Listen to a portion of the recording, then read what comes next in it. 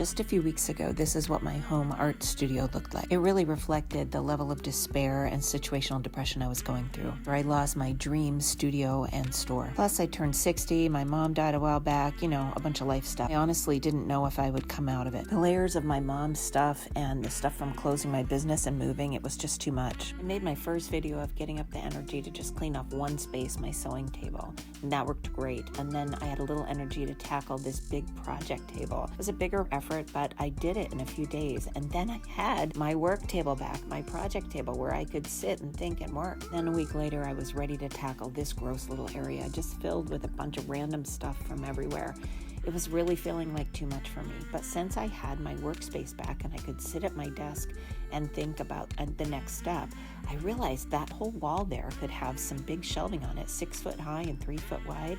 And since I'm a multimedia artist, my biggest issue is I want a space to put all my multimedia supplies. So I decided to focus on one thing, clear out this area enough to put some shelving up. I just want a really colorful, creative life where I have all my art supplies around me so I can finally get on with making multimedia art. To do that, I've got to be able to find things. So I had to start by taking one thing at a time out of that space and putting it where it goes. I found a lot of old stuff from my old businesses, and I got my mom's old painting that I had put in there, which I loved. And ironically, here was a coupon my daughter had made for me when she was a teenager that she would help me clean my studio. So I just kept taking it one step at a time. I do collage a lot, so I went through those collections, and it took me all day one day just to go through this one box of books. It was books from my mom's house, so some of it is like cookbooks from the 40s and stuff like that, and like her high school yearbook. I also found like these 2 envelopes from my dad when he was in the submarine in World War II, and he wrote letters to his parents, my grandparents. You can see the little circle where the censor gave the stamp of approval that the letter could go through. That stuff is meaningful to me. I also love old maps and stuff like that. So it's this box was a whole collection of different books, and I had to figure out how am I going to make sense of all of this. Some people just throw everything out, but for me, I really wanted to sort out what was meaningful to me and what wasn't. Kept a few things for myself, like the Alice in Wonderland book from my childhood that is valuable to me. Some things like Winnie the Pooh I could give to my family. Some things like the Paris book I could cut up and use for art. Some things I can give away or sell. There's a few things that have extreme sentimental value to me, like my dad's envelopes from the war that I want to keep. That was an intense day, but all the rest of it was intense too. I just went section by section. I had to dust it off and clean it off and put each piece where it goes or throw it out.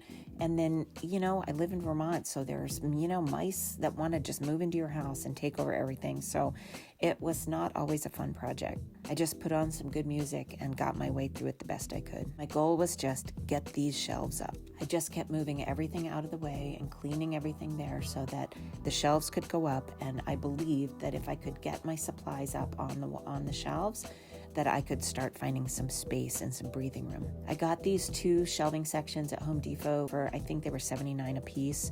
I didn't realize that they come in colors, so one is chrome and one is black, but I was just hoping with faith that my supplies would all fit on these shelves and it would make a difference. I started putting things up, like things with like, and hoped it would work. For example, I do a lot with fabric, right? So I do batiking and I do painting and all kinds of things with fabric. So I took all the plain white things that have not had anything done to them yet and put them in one bag. And the stuff that's already had wax done on it, patterns on it for the batiking, I put in another bag. I went through boxes like this filled with little craft supplies, random things all thrown together, acrylic paints and flowers and beads and watercolors and all kinds of things all mashed together, and I just put them all where they go. It was really a lot, and so we had a good snowfall in the middle of all this, and I just kept taking breaks, doing stuff like this where in this case, I just went out and took the hockey stick to the car to get the snow off the roof. But, whatever it takes to just change the scene sometimes so I could have the energy to go back.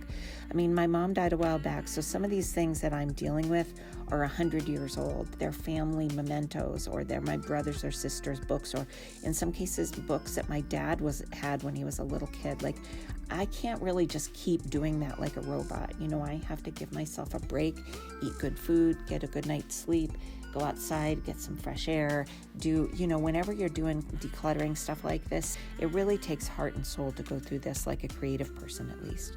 So back to work here. One of the cool things that I love doing as an artist is putting paint on these great paper towels. I did videos about this. You can see more about it later. But they were all thrown into a box, and so I just took the time to flatten each one out. This is great collage and decoupage material that now that it's all sorted and organized and in a nice stack, now I can use it, you know. While it was just thrown in a box, I couldn't really access it very well, and that was sort of the story of this whole project. I have all these supplies, but I can't access them, or I can't find them. Now I'm getting to the point where everything is sort of, you know, things are in their place where they belong. Every single step I took in this way helped me take the next step. This is a bag of wool sweater scrap. A friend of mine makes mittens and cool stuff out of wool. So she gave me all her scraps, which I can't wait to use in paintings and other multimedia stuff. But how could I use it in a torn garbage bag, right? I couldn't access it. I had it, but I couldn't access it. So I tucked it all into this clear tub and covered it up, and now I can access it anytime. Also, you know, when I moved out of that store this summer, the moving went great until the end, and things just got thrown into boxes and bags. Here was a whole bunch of, paintbrushes that some were cleaned and some weren't even cleaned off when I had to move. So I sorted them and I put them where they go. Now I have a ton of paintbrushes. It just didn't seem that way before. I also cleaned off under the table. I mean, this project, once those shelves went up, it just spread to everything. I started feeling like I wanted to clean the whole room, and I hadn't felt like that in so many years. There's something about getting those shelves up that just broke the dam. And now look at this. I have an actual functioning studio space. Now, not to say there aren't still some areas that need a real cleaning, like the fabric way back in the left and in the back, and the jewelry stuff to the back on the right. But in general, look at this space. I can walk around the whole thing. I can function. I can find my art supplies. This is my Bo Diddley. She's our old puppy. She's just as sweet as she can be, wagging her tail. She's happy now too because there's all this space in here. I can do my yoga and my PT on the floor again, and it just makes me so happy to have this space reclaimed. My desk is clear. Underneath the project table is clear. Hello, Diddley, cutie. I got my desk all cleared off too, so there's workspace there as well. It's not a sanitized space. I'm not looking to have everything be all minimalist, but what I have is a space where I can actually make my multimedia art that I've been waiting for years and years to make. I wasn't sure if I would ever recover from losing that fabulous store and studio this summer, but I have, and I'm going to be able to use my home studio now. This is what it used to look like. Every day I would walk in and out of this room, and this is what my life felt like. Now everything has a place. I know where everything goes. All the watercolors are together. All the tape and glue and everything is together. That's our little Stella, or Little Bit. She's our other sweet dog. The acrylic paint is together. The fabric is all together. The rags are together. The furniture paint is all together. And my marker collection. I used to think I didn't have many markers, but now that they're all in one place, oh my gosh, all these boxes are filled to the brim with Posca pens and other beautiful markers that I love. I have so many markers. This turned into a much bigger project than I thought on this last time. I thought I was just doing this little area with the shelving, but it turned into clearing up this whole room.